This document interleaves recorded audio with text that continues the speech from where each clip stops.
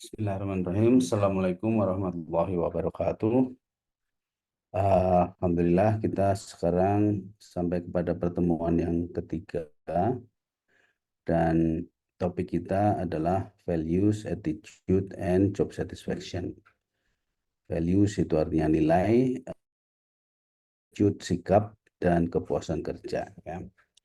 Nah, ini adalah topik yang sangat populer ya, sehingga kita perlu memahami apa itu values, kemudian apa itu sikap kerja dan kepuasan kerja. Dalam sejarahnya, kepuasan kerja ini menjadi variabel yang dianggap sangat penting di tahun 40-an, itu setelah ada Hawthorne Study ya, karena hasil penelitian itu mengatakan bahwa karyawan itu produktivitasnya meningkat karena dia merasa senang ya diamati oleh para ahli dan sebagainya itu sehingga diasumsikan itu sebagai bentuk kepuasan kerja.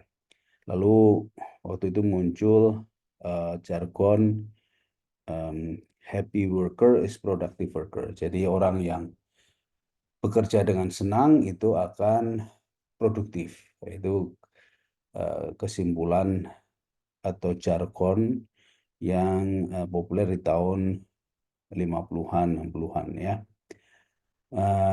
Nah, sehingga sejak saat itu variabel-variabel yang bersifat psikologis itu menjadi penting atau dianggap penting atau dipentingkan ya di dalam pengelolaan SDM. Baik, kita akan mulai dari values ya.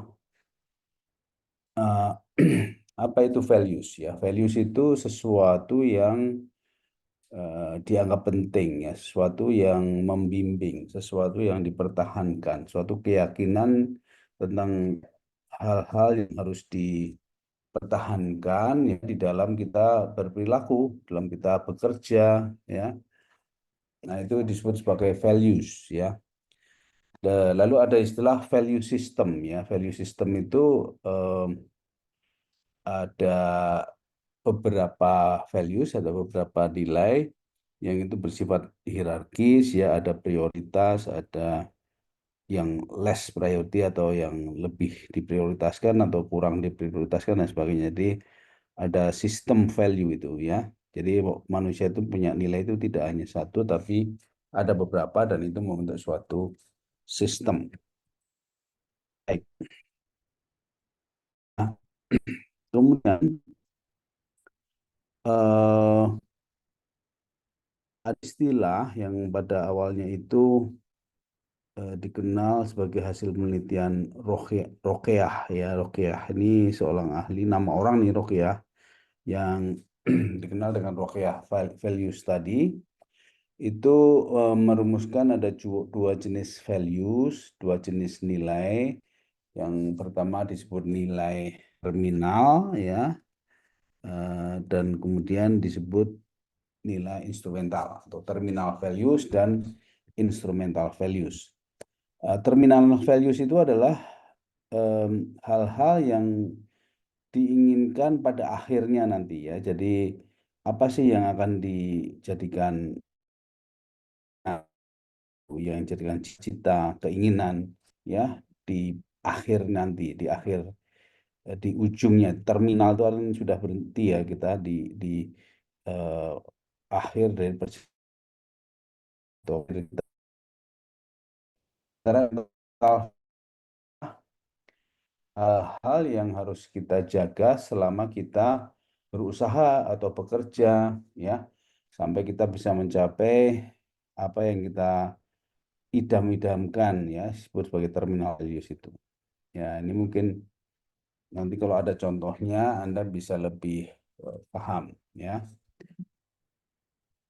Nah, ini adalah contoh-contoh dari terminal value ya. Jadi kenyamanan, kenyamanan hidup, kebahagiaan ya, apa ke apa istilahnya sense of accomplishment, ya kesuksesan, dan seterusnya, ketenangan, kedamaian, dan sebagainya. Ini terminal, ini akhir yang ingin kita capai, kesejahteraan ya, yang akan kita inginkan nanti kita. Nah, kemudian instrumental value itu harus kita pegang selama kita berusaha, selama kita berjuang. Ya, mencapai terminal values tadi, TNC juga ada ya, ada apa itu istilahnya sikap ya, sikap terbuka, broad minded ya.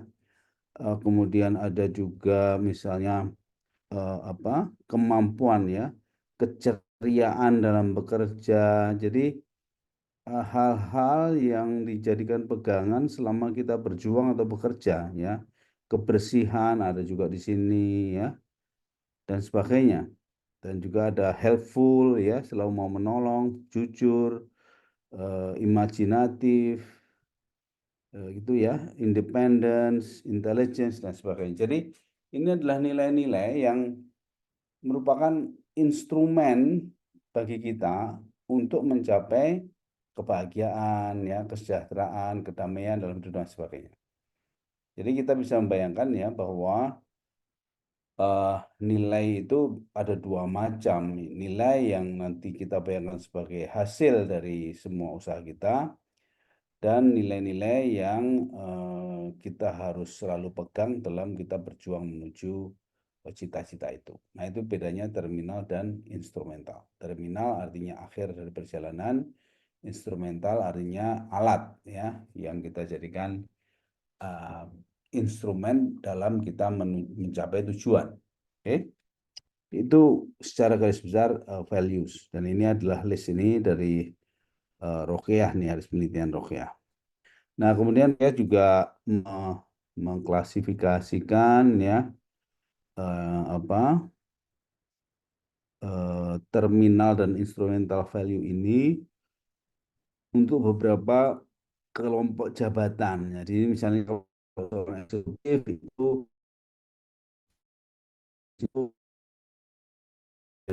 milik ya. Kemudian instrumentalnya itu honest ya, jujur, responsible gitu ya. Beberapa apa istilah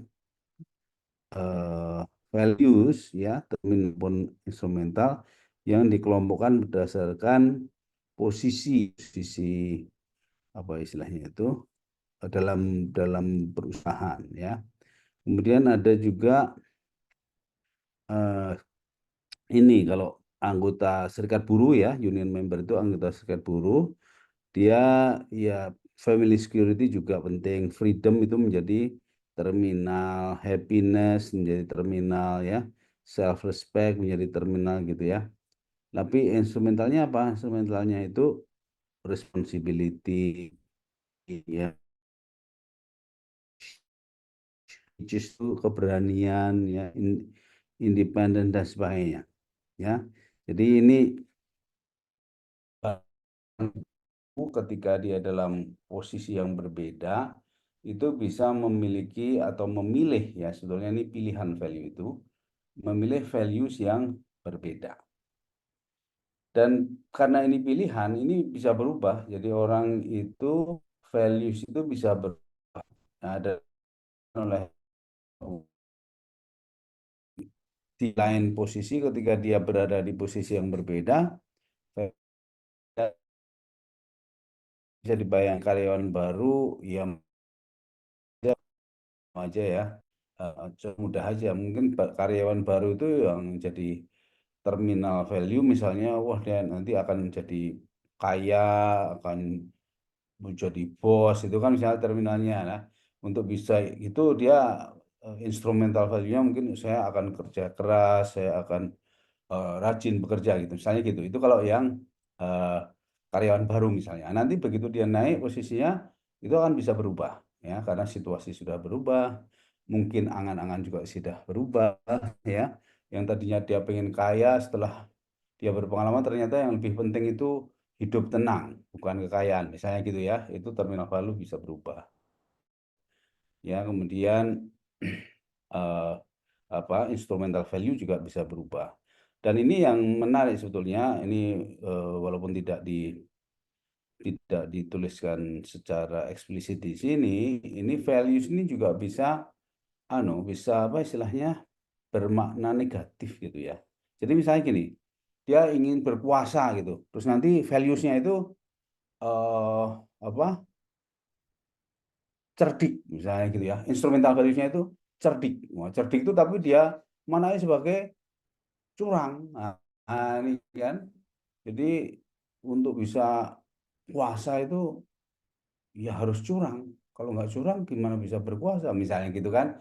Jadi ini contoh sisi lain ya dari values yang karena values ini pilihan maka dia bisa aja orang itu milih itu fokusnya apapun apa demi tujuan saya inginkan aku akan saya lakukan. Nah, gitu. Itu juga jadi terminal values sama instrumental values. Nah, terminal values ini biasanya relatif lebih seragam atau relatif akur gitu. Karena nggak ada orang kok punya terminal values pengen jadi narapidana atau pengen jadi penjahat enggak. Orang jahat pun itu atau koruptor pun itu terminal itu kekayaan, kesalahan, bahagia gitu. Cuman instrumentalnya itu yang bermasalah ya. Jadi untuk mencapai itu dia lalu berpegang pada value-value yang ya tidak etis ya, tidak etis ya atau melanggar etika ya. Ini juga satu hal yang harus kita pahami karena itu nanti akan dinamikanya ini akan nanti di dalam bagaimana mereka berperilaku dalam pekerjaannya. Baik, kemudian juga hasil penelitian ya apa sih yang dominan, value apa yang dominan atau nilai kerja apa yang dominan dalam eh, apa karyawan saat ini. Tapi saat ininya ini sudah agak lama ya ini ya. Jadi em, kita kan sekarang sudah generasi Z, generasi Alpha ini masih mungkin generasi X ya. Ini ada penelitian, misalnya kalau bagi veteran ya itu yang usianya sekitar 60-an lebih itu values yang dominan adalah hard working, kerja keras ya. Eh, sementara kalau yang lebih muda ya, sekitar umur 40-60 itu valuesnya ini instrumental value ya ini, dominan values ya. Dominan work values ya dan kita lihat di sini yang nampak adalah instrumental value ya. Kerja keras itu instrumental value bukan terminal value ya. Kemudian dia ingin sukses, achievement ya, uh, loyalty ya, dan sebagainya ya. Kemudian kalau lebih muda lagi itu eh, ya ini kan yang generasi X ya.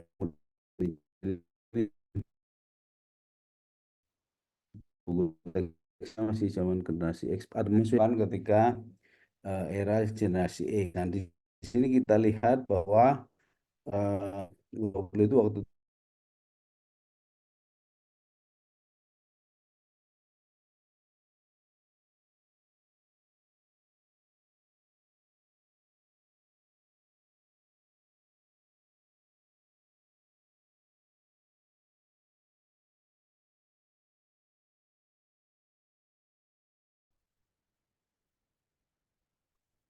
mohon maaf, ini tadi keputus koneksinya.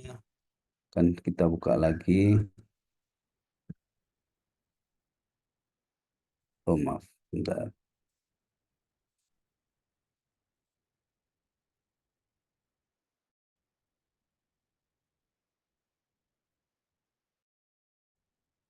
Ini koneksinya kurang bagus ya.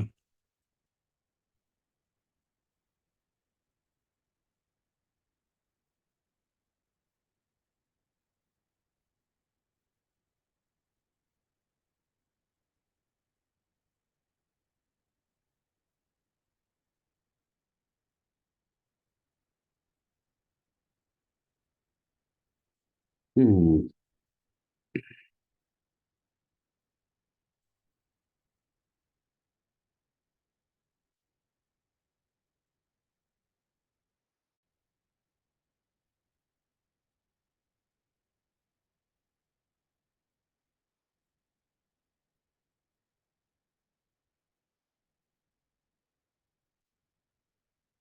maaf ini saya kok kehilangan.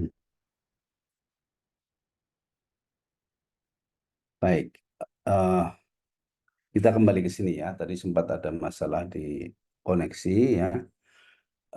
Jadi ini contoh-contoh perbedaan values antar generasi ya. Dan kita lihat di generasi X ini itu mereka lebih mementingkan work-life balance ya. Sekarang kita sudah kenal ya. Nah, kemudian yang lebih muda lagi, ini mungkin nanti calon generasi Y ini itu eh, apa istilahnya eh, lebih ke arah financial freedom ya, confident financial sukses ya. Jadi beda ya orientasi nilai antar generasi itu beda ya. Sekali lagi tadi yang generasi 45 lah gitu ya, itu work hard, bekerja keras ya. Kemudian generasi di bawahnya itu sukses ya, untuk mencapai kesuksesan dalam bekerja. Yang di bawahnya lagi yang ini dikenal sebagai generasi X itu adalah work life balance, dan yang di bawahnya lagi yang lebih muda itu financial freedom yang menjadi penting bagi mereka. Oke. eh Berikutnya di sini ada ilustrasi tentang eh, nilai ini etika ya, dan itu juga ada kaitannya dengan loyalitas ya. Nah, di sini tidak digambarkan bahwa ethical values and uh, behavior of leaders ya, itu akan apa? Akan mempengaruhi.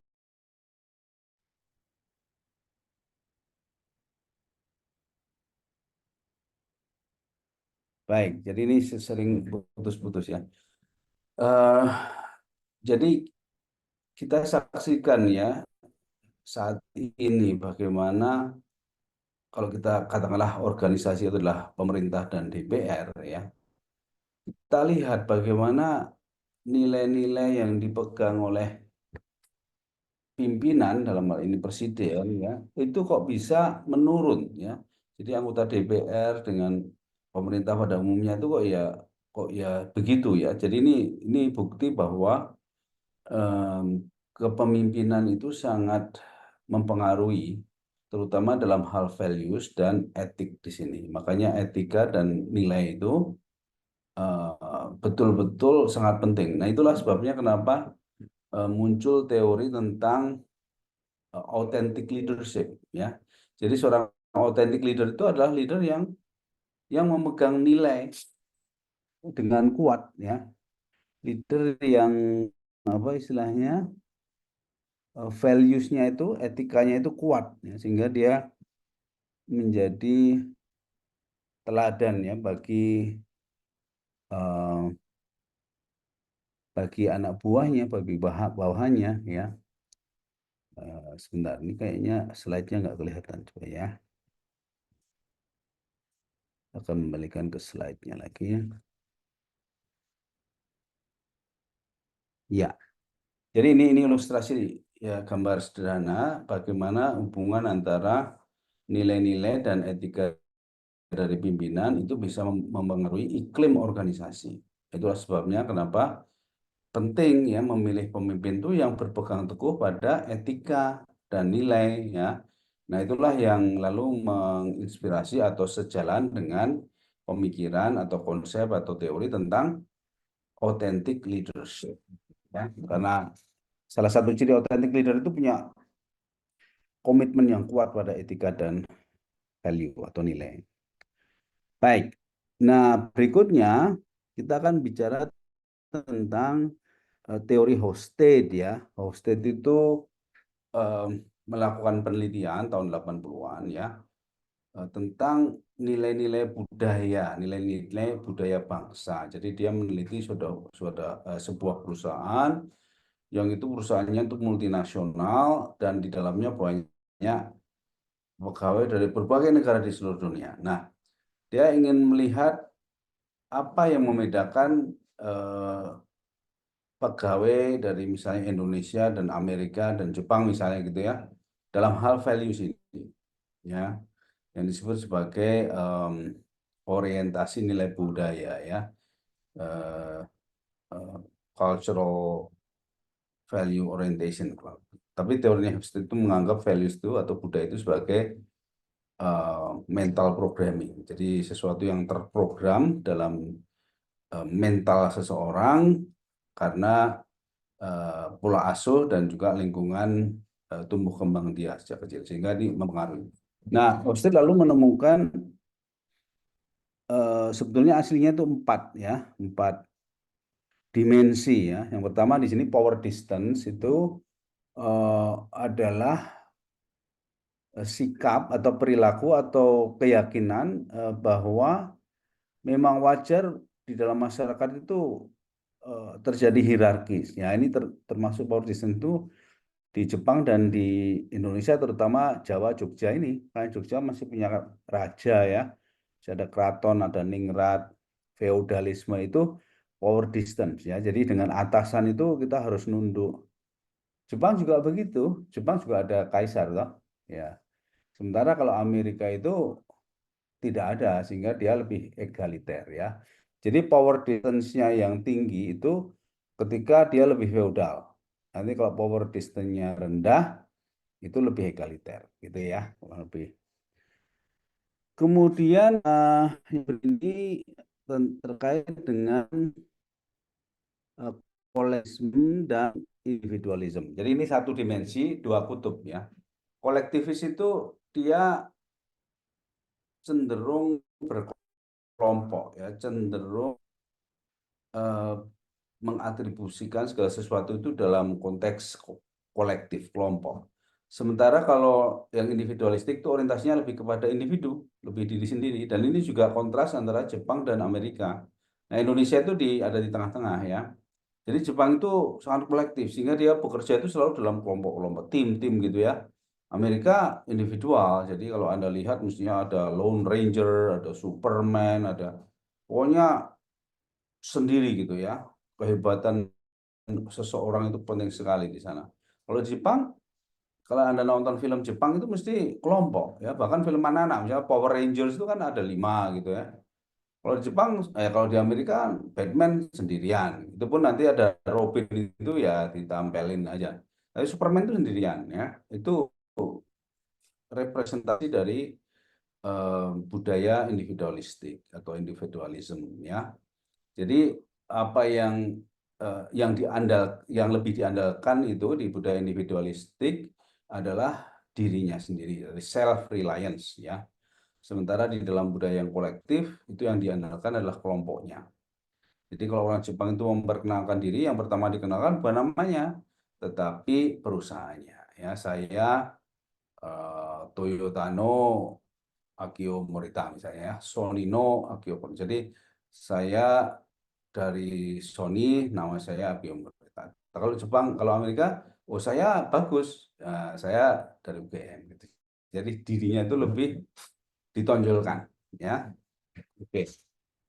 Dan itu terlihat di dalam apa ya, misalnya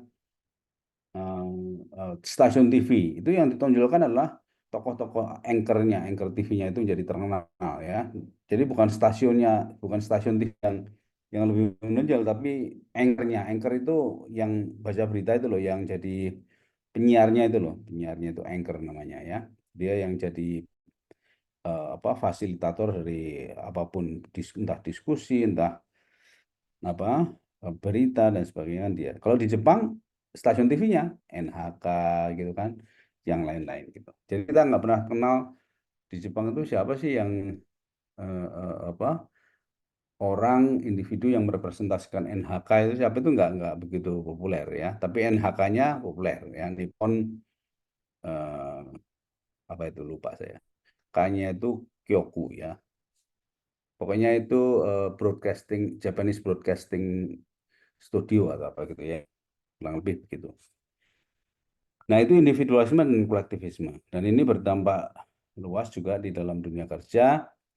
Dan di tahun 80-an akhirnya mereka mau belajar dari Jepang, lalu muncul isu tentang tim ya. Tim itu muncul sejak tahun 80-an, 90-an itu di Amerika. Tadinya tim tidak begitu mendapat perhatian. Itu gara-gara Amerika belajar di Jepang, karena industri mobil, kamera, elektronik waktu itu dari Jepang menyerbu Amerika, dan mobil-mobil merek Amerika agak keok gitu ya, seperti Chrysler, Ford, Buick, ya, General Motors itu kalah dengan Toyota, Nissan, dan sebagainya. Lalu mereka belajar dari Jepang dan mereka mulai membentuk tim-tim. Tapi tidak punya berubah dari keluarga juga, ya, cuman mulai individualismenya itu mulai agak dikompromikan gitu ya. Baik.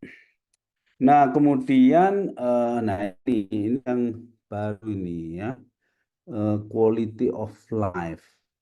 Ini sebetulnya aslinya ini belum muncul ya, tapi ini ditambahkan ya. Jadi ada yang quality of life, ada yang quantity of life ya, betul ya.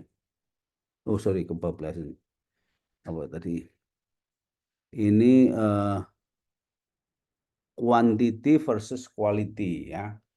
Nah, ini juga dimensi baru yang diperkenalkan oleh generasi kedua dari Hofstede ini, anaknya Hofstede ini ya. Ini ya bisa kita bayangkan dari namanya ya. Jadi ada yang berorientasi pada kuantitas ya. Kuantitas itu ya, misalnya kalau sukses itu hartanya berapa dan sebagainya, dan berorientasi dengan kualitas. Nah, kualitas itu ya, sukses itu bukan diukur dari berapa banyak hartanya, tetapi seberapa dia menikmati hidup tenang dan sebagainya ya. Nah, ini lucunya apa?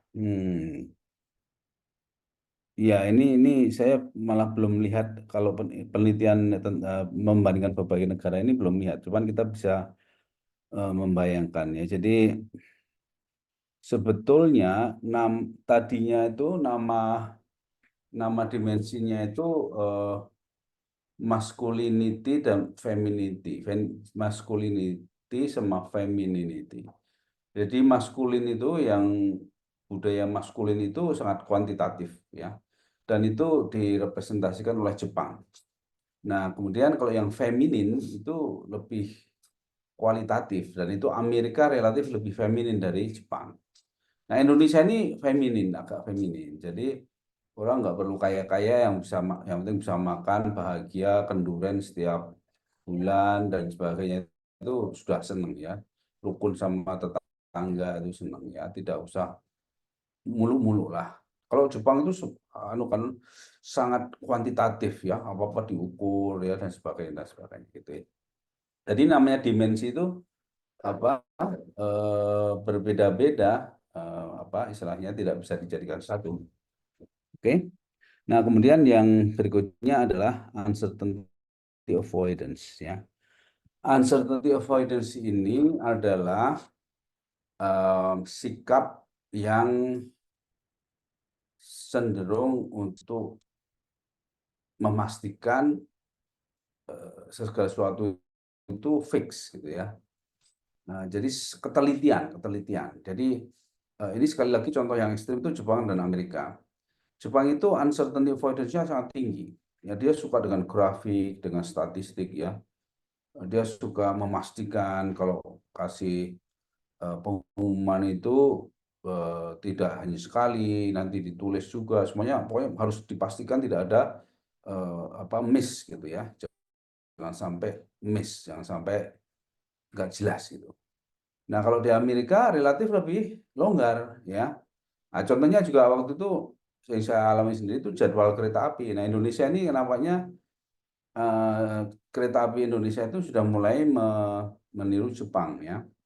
Tapi kalau budaya Indonesia ini sebetulnya uncertainty avoidance-nya itu lebih rendah ya daripada Jepang secara secara culture ya secara budaya ya. Artinya orang Indonesia itu lebih santai ya. Kalau Anda mengamati ya orang Jepang kalau piknik itu waktunya itu ketat. Jadi misalnya dia datang ke Borobudur itu diberi waktu 10 menit gitu. Dia turun dari bus tuh foto-foto terus naik bis lagi karena jadwal itu harus ketat sekali. Itu budaya uncertainty avoidance yang sangat kuat ya. Sementara kalau Indonesia kan yang namanya piknik ya bisa berubah, di jalan bisa ganti arah dan sebagainya itu nggak apa. Amerika juga begitu. Ya, Amerika itu kereta nggak tentu. Ya, jadi kalau kita nunggu kereta api apa tram itu kayak KRL atau apa istilahnya MRT lah gitu ya.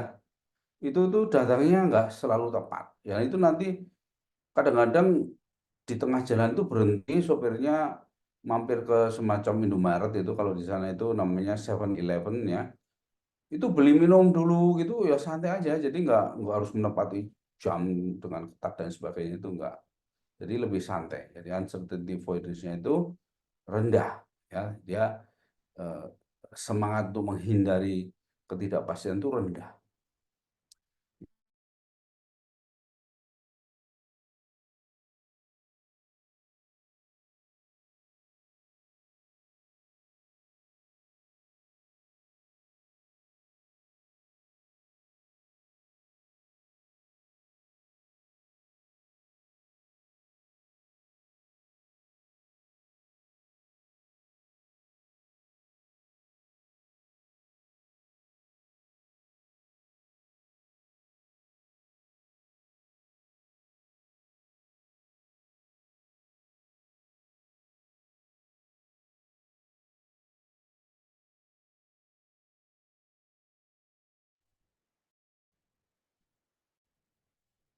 Maaf ini namanya terdisconnect lagi kita kembali ke slide.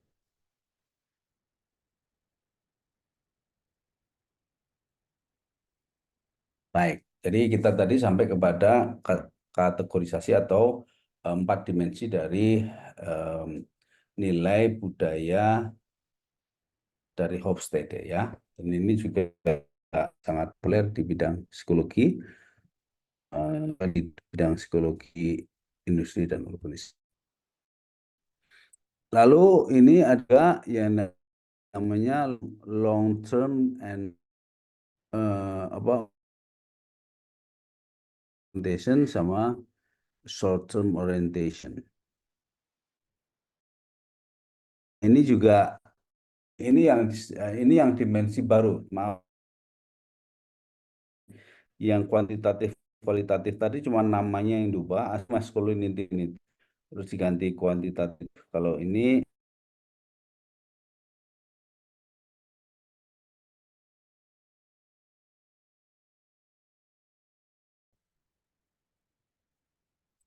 maaf ini koneksi saya kok jelek ya, tapi ya mari kita lanjutkan. Sebentar, kita share lagi slide-nya.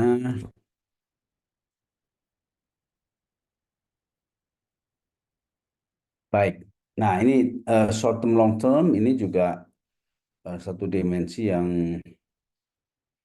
bisa juga direpresentasikan oleh Amerika sama Jepang ya.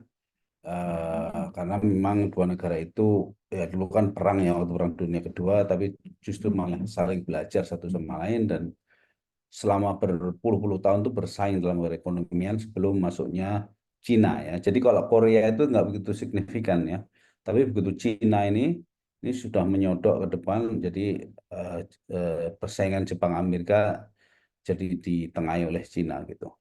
Tapi sebelum itu Jepang dan Amerika itu persaingannya sangat ketat. Makanya yang namanya studi lintas budaya itu kebanyakan Jepang dan Amerika ya. Nah, kalau dalam hal long term sama short term orientation ini, Jepang lebih long term. Jadi Jepang itu kalau merencanakan itu, misalnya untuk program Januari tahun depan itu sejak Juli tahun ini sudah direncanakan ya. Kalau Amerika short term ya.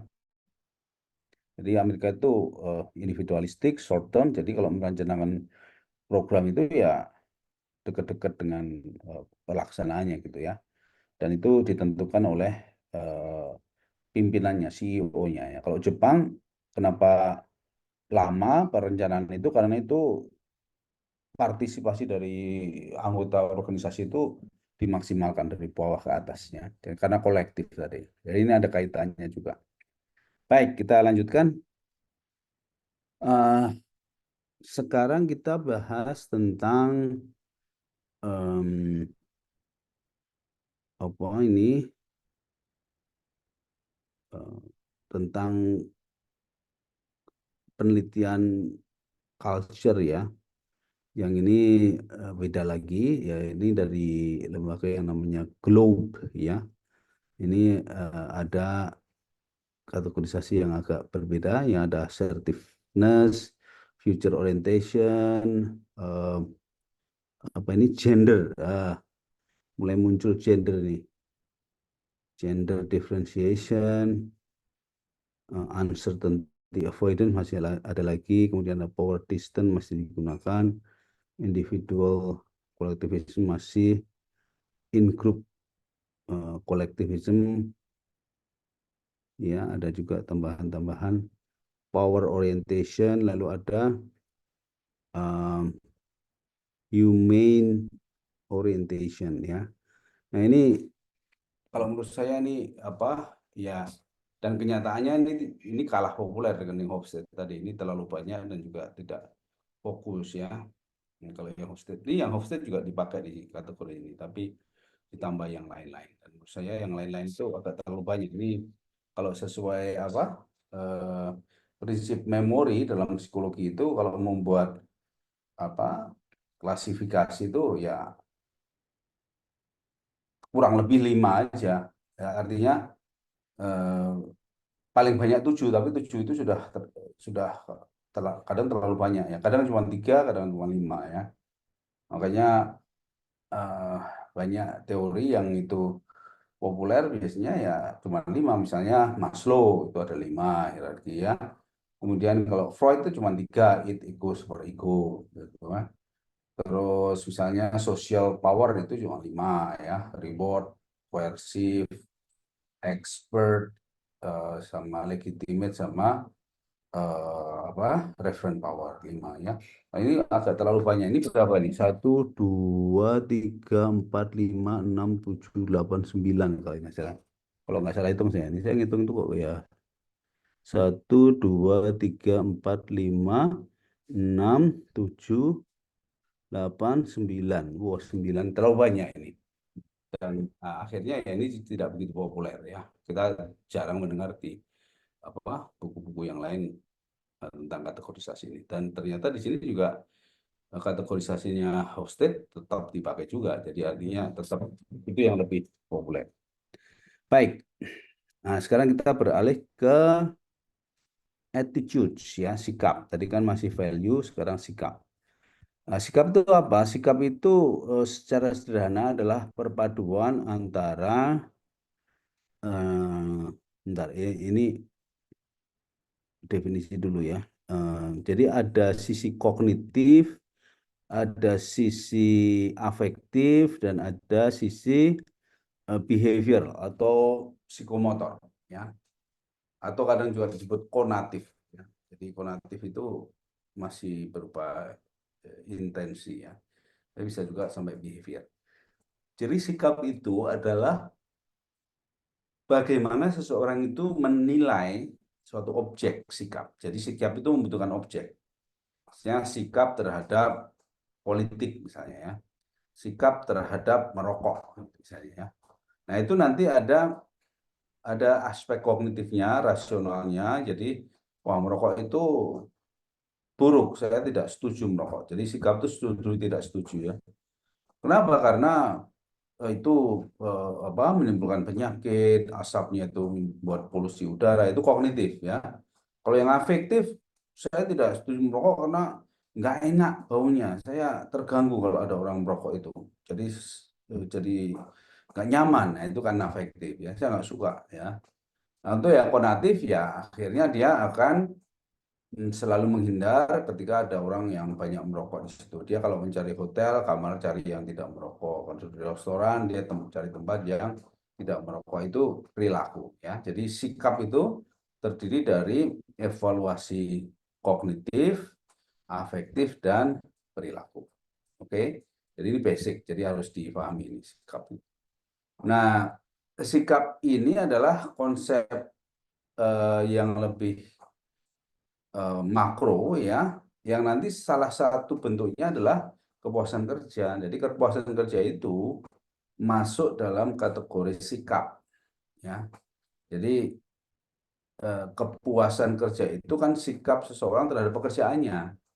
Apakah dia suka atau tidak, setuju atau tidak dengan pekerjaan atau organisasinya, gitu ya. Baik. Nah, sekarang kita bicara tentang tipe dari sikap itu ya. Di samping kepuasan kerja yang sudah sangat dikenal, itu ada dua lagi variabel sikap yang juga cukup klasik ya, yaitu job involvement sama organizational commitment ya. Sebetulnya nanti akan berkembang juga nanti konsep. Misalnya work engagement itu sikap atau bukan? Itu kadang-kadang juga diperdebatkan ya. Jadi tapi yang sudah dikenal cukup lama, cukup klasik yaitu komitmen dan involvement, ya, job involvement dan organizational commitment. Ya. Job involvement itu adalah sikap terhadap pekerjaannya atau sikap terhadap apa yang dia kerjakan. Nah, involvement itu artinya dia sangat involved dengan pekerjaannya, dia menikmati pekerjaannya, dia suka dengan pekerjaannya, dia menganggap penting pekerjaannya dan dia terikat dengan pekerjaannya. Terikat dalam arti hatinya terikat lah di situ ya, dia suka dengan pekerjaannya itu.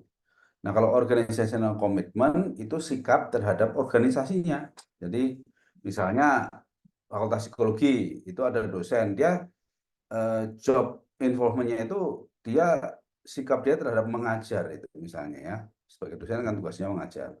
Atau sikap dia terhadap meneliti atau penelitian, itu job involvement. Tapi kalau sikap dia terhadap UGM, nah itu adalah komitmen, organizational commitment ya. Jadi organizational commitment itu sikap terhadap organisasi yang kalau menurut Allen dan Meyer itu dibagi tiga, ada yang bersifat continuous, afektif, dan normatif. Ya, itu organizational commitment. Kalau continuous itu ya dia bersikap positif karena alasan untung rugi. Ya, kalau afektif itu ya bersikap positif organisasi karena dia cinta dengan UGM ya. Kalau normatif, ya dia sikapnya itu terbentuk karena saya sudah diterima di sini ya harusnya saya bekerja dengan baik ya harus loyal dan sebagainya.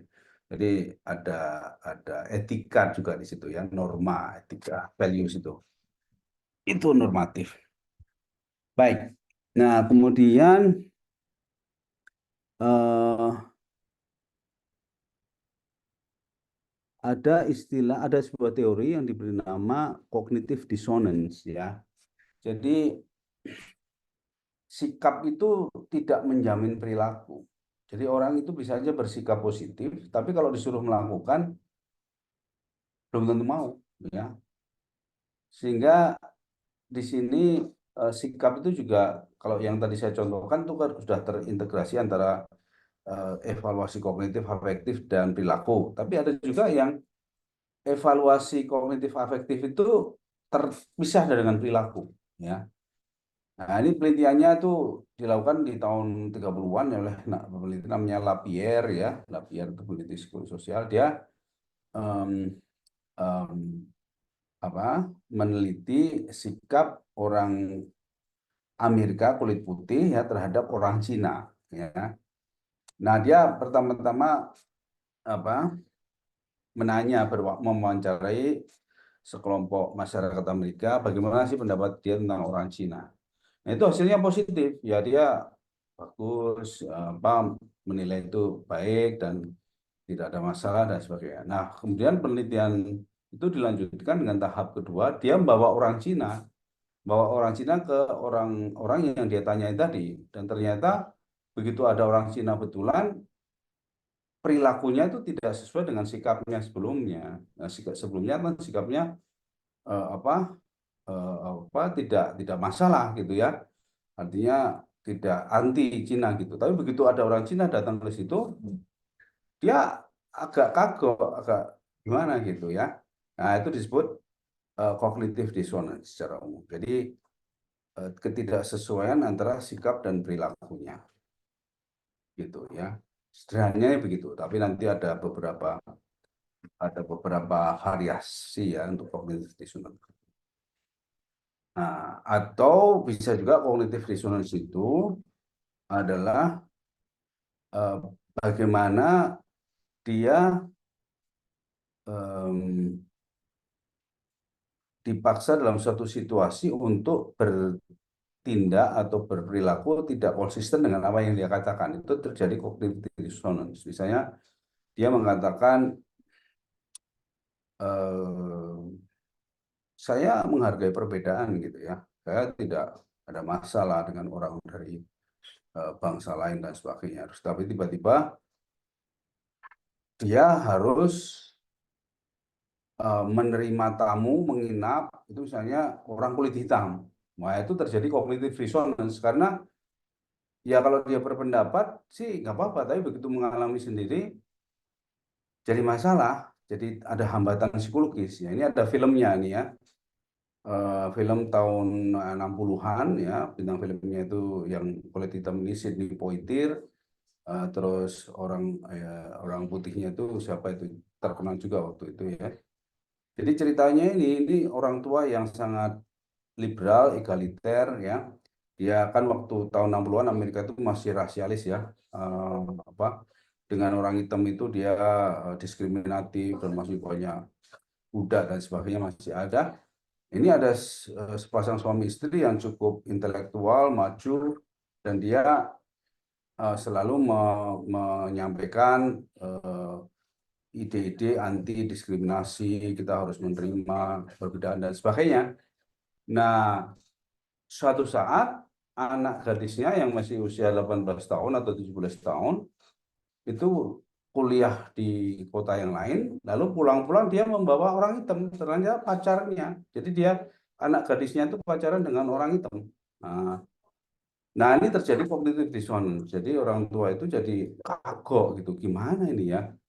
Dia tak malu pada dirinya sendiri, malu pada ya artinya dia selama ini mempromosikan supaya kita bisa menerima, tapi begitu anaknya sendiri yang mempraktekkan itu dia juga agak gelisah juga ya gitu ya. Ini contoh cognitive dissonance dan ini termasuk film kalau nggak salah menang Oscar ya, jadi bagus sih. Judulnya Guess Who's Coming to Dinner ya. Itu film film klasik juga. Ini contoh dari cognitive dissonance ya. Jadi artinya apa? Walaupun tadi kita sudah membahas bahwa sikap itu adalah sesuatu yang akan berujung pada perilaku, tapi tidak selalu konsisten, tidak selalu koheren ya, karena ada yang disebut cognitive dissonance ini.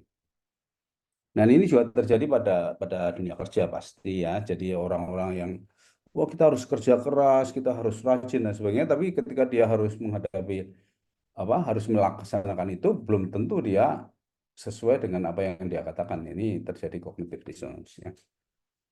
Baik. Nah, kemudian mengukur apa ini? eh Hubungan ya, A and B relationship. Jadi A ini apa? A ini attitude ya, B itu adalah behavior ya. Nah, ini ada apa? Apa istilahnya itu? Cara gitu ya, bagaimana mengukur atau bagaimana melakukan assessment hubungan antara sikap dan perilaku. Dan ini ditemukan dari beberapa penelitian ada variabel moderatornya. Moderating variables itu salah satunya importance of the attitude, ya. Kemudian seberapa penting sikap itu, kemudian specificity of the attitude, ya, seberapa spesifik. Kemudian ada accessibility, ya, of the attitude. Accessibility itu apakah mudah difahami enggak gitu, ya, dan sebagainya. Kemudian ada social pressure, ya, on the individual. Jadi itu tadi, ya, rasialisme itu banyak banyak social pressure-nya di situ, ya. Kemudian ada direct experience, ya, with the attitude. Jadi pengalaman terkait dengan objek sikapnya itu juga nanti akan menjadi moderator. Baik, ini adalah penelitian tentang sikap. Nah, kemudian sampailah kita pada apa yang disebut self perception theory. Kita bacakan saja di sini. Attitudes are used after the fact to make sense, ya, to make sense out of an action, ya, that has already occurred, ya. Jadi ini adalah fenomena ketika sikap itu muncul atau sikap itu diukur atau muncul, ya, setelah peristiwanya itu terjadi atau perilakunya itu terjadi.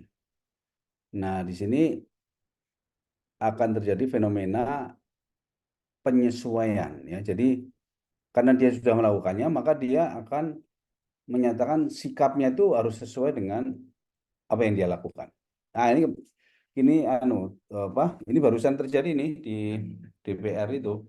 Jadi kan tadi pagi ada acara TV wawancara dengan DPR gitu kan, di DPR-nya diserang. Kenapa kok DPR dalam waktu 7 jam bisa merumuskan revisi undang-undang mendadak sekali gitu. Dia jawabnya gini, nah itu MK itu juga mendadak. Oh, ini tinggal beberapa hari aja kok bisa ambil putusan yang bikin gara-gara gitu. Nah, ini kan self perception, ya. Jadi apa istilahnya? Dia tidak mau disalahkan lah gitu, ya. Dia tidak. Sebetulnya ini ada istilah lain yang namanya self-serving bias. Jadi bias untuk membenarkan apa yang sudah dia lakukan. Nah, ini banyak sekali terjadi di dalam politik, ya, karena politik itu kadang-kadang cari-cari alasan untuk membenarkan apa yang dia lakukan, ya. Nah, ini juga tidak terbatas di politik, kita dalam perkawinan, di dalam pergaulan antar mahasiswa, ya, di dalam dunia pekerjaan juga begitu. Jadi ada kecenderungan seseorang itu menunjukkan sikapnya itu disesuaikan dengan apa yang sudah dia alami atau yang sudah dia lakukan, gitu, ya. Nah, ini ya bisa aja itu baik-baik aja, bisa aja itu baik-baik aja ketika memang yang dilakukan itu tidak bermasalah, ya. Dia mungkin ya cuma menjustifikasi yang saya lakukan ini karena saya pikir ini suatu yang baik, karena saya suka dengan ini dan sebagainya kan. Kalau yang dilakukan baik nggak masalah, tapi ketika yang dilakukan itu tidak baik atau tidak dirasakan baik oleh orang lain, lalu dia membuat alasan-alasan itu jadi bermasalah, ya. Nah, tapi itu terjadi dan kita saksikan sehari-hari ini, ya, bagaimana orang menjustifikasi perilakunya dengan penilaian atau sikap yang seolah-olah itu baik, ya. Baik. Oke, nah sekarang kita akan membahas, ya, atau apa, ya, bicarakan tentang, ya, kita kembali lagi. Jadi kita tadi sampai pada attitude survey, yaitu survei terhadap sikap karyawan biasanya ya. Dan dalam attitude survei itu, bentar, ini saya mau share slide lagi kok belum bisa ya. Dalam attitude survei itu yang paling sering dan yang sudah tradisi itu adalah survei tentang job satisfaction. Ya. Kenapa demikian? Ya karena memang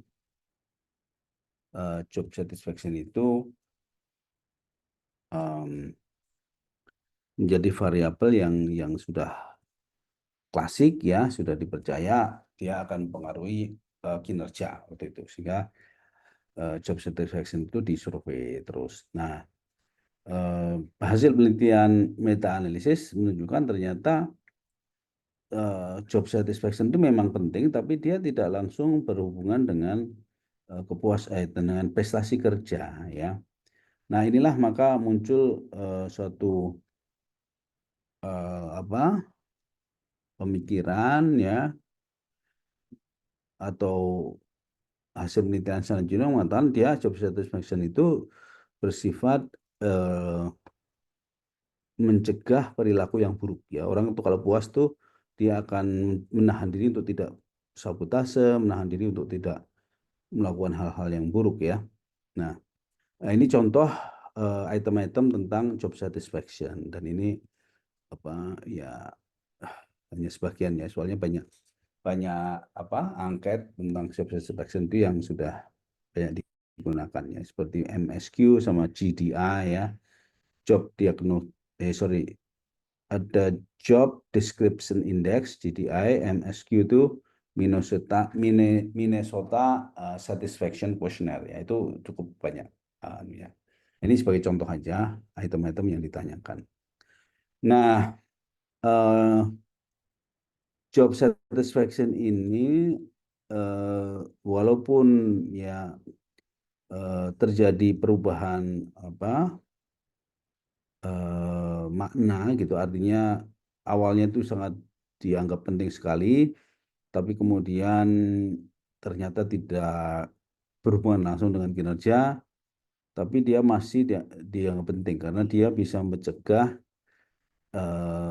sabotase, mencegah turnover ya. Kalau job satisfaction-nya baik, maka orang cenderung tidak akan turnover dan sebagainya ya. Nah, kemudian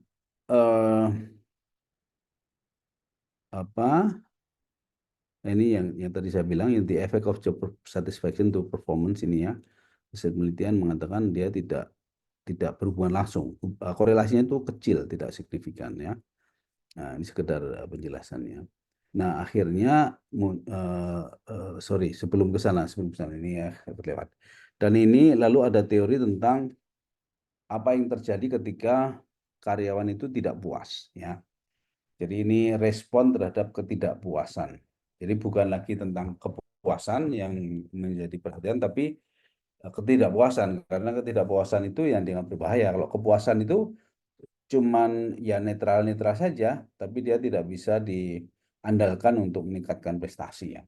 Nah, sehingga lalu fokusnya lebih kepada bagaimana kalau tidak puas ya gitu ya. Nah, kalau tidak puas itu ada 4 kemungkinan respon karyawan itu ya, yang itu dibagi ke dalam 4 kuadran ya. Yang dimensi pertama itu dia bersifat aktif atau pasif, kemudian dimensi yang kedua dia bersifat destruktif atau konstruktif ya. Nah, dari sini ada 4. Jadi kalau dia mulai dari kanan atas ya, kalau dia itu aktif dan konstruktif, itu namanya voice ya. Sikapnya itu voice. Jadi dia menyuarakan ketidakpuasannya untuk memperbaiki keadaan. Jadi dia aktif, konstruktif, itu disebut voice sikapnya itu ya. Nah, kemudian kalau dia aktif tapi destruktif, itu exit. Ya, ini turnover tadi saya bilang ya. Dia lalu mengundurkan diri, keluar dan sebagainya. Ini exit. Nah, lalu ada yang berikutnya, ketika dia pasif tetapi destruktif, itu neglect ya. Neglect itu ya apa cuek, tak peduli, neglect, ya, abai, tidak melakukan pekerjaannya dengan baik. Karena dia tidak puas, ya, ngapain susah-susah bekerja dan sebagainya, itu neglect. Nah, kemudian kalau dia itu tidak puas tapi dia itu pasif dan konstruktif, itu istilahnya di sini loyalty, ya, ya manut saja gitu ya. Jadi ya karena dia tidak aktif ya tidak protes, ya. Kalau protes dia voice tadi kan. Tapi ya dijalani saja, pasrah saja, ya loyal gitu ya. Nah, kalau yang neglect ini bisa berdampak pada sabotase nih. Jadi ini sakit hatinya itu membuat dia destruktif gitu ya, neglect itu.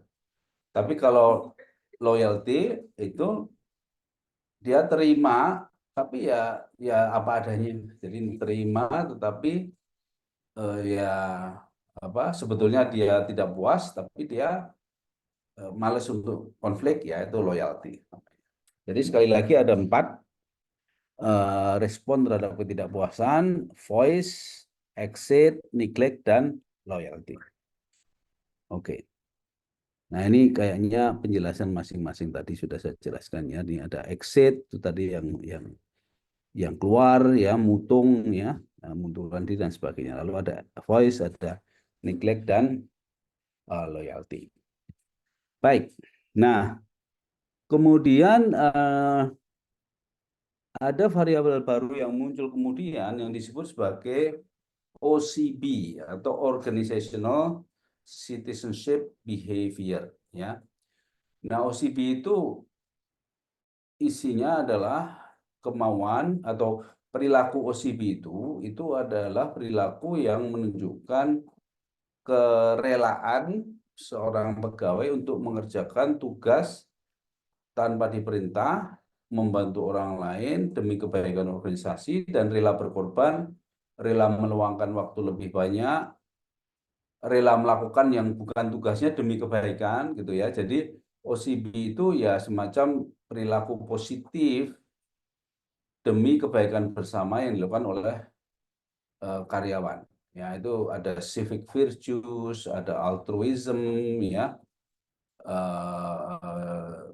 kemauan untuk menolong gitu ya. Ada 5 itu aspeknya, ya. Semuanya positif arahnya ke sana.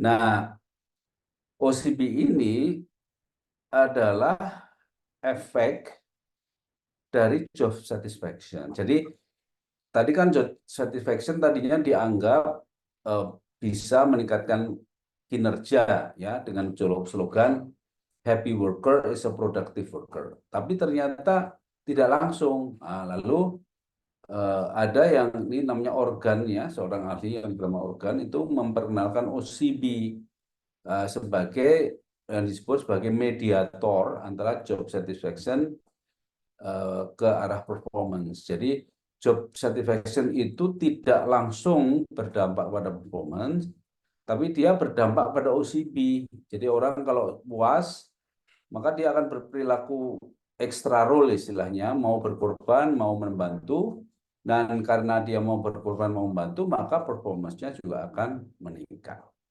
Artinya dia sebagai mediator itu, ada juga orang yang puas, job satisfaction yang tinggi, tapi dia tidak muncul OCB-nya. Nah, kalau ini tidak akan berdampak pada performance, ya. Sehingga yang membuat job satisfaction berdampak pada performance itu syaratnya dia harus memunculkan OCB pada individu yang bersangkutan atau sikap yang positif, ya.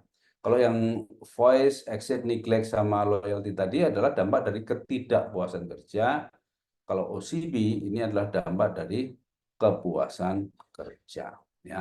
Jadi ini kurang lebih hal-hal yang penting tentang kepuasan kerja yang perlu Anda ketahui, dan cukup sekian kuliahnya, nanti disambung dengan diskusi. Terima kasih. Assalamualaikum warahmatullahi wabarakatuh.